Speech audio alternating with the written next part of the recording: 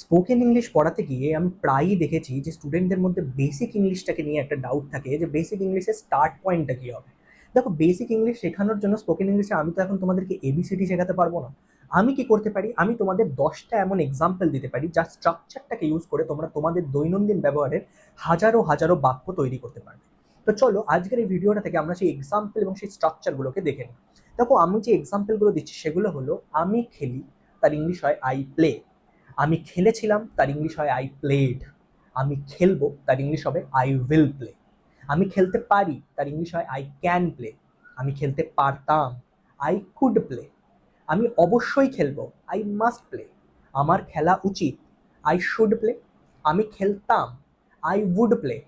আমি হয়তো খেলতে পারবো, I will be able to play. আর আমি খেলবো খেলবো ভাবছি, আই থিঙ্ক অফ প্লেইং। এবারে এইখানে যে ভার্বটা বসিয়েছি, এই ভার্বের জায়গায় তোমরা যে কোনো ভার্ব বসিয়ে দাও। দেখো, এরকম ভাবেই তৈরি হবে যে I eat, I ate, I will eat, I should eat, I must eat, I would eat, I can eat, I could eat, I will be able to eat, I think of eating. বোঝাতে পারছি? তাহলে এইভাবেই আমরা প্রত্যেকটা ক্ষেত্রে আমাদের কাজটা বা ভার্বটাকে চেঞ্জ করে এরকম 10টা যে আমি স্ট্রাকচার তোমাদের বললাম, এই 10টা স্ট্রাকচার আমরা ইউজ করতে পারি। আমার এই ভিডিওটা থেকে তোমরা যদি কিছু শিখতে পারছো তাহলে অবশ্যই আমার চ্যানেলটাকে সাবস্ক্রাইব করো, আমার আইডিগুলোকে ফলো করো, আমার ভিডিওটাকে লাইক করো, বন্ধুদের সাথে শেয়ার করো। আর যদি তোমাদের কোনো কোয়ারিজ থাকে অবশ্যই সেটা কমেন্ট বক্সে লিখে জানিও। দেখা হবে পরের একটি ভিডিওতে।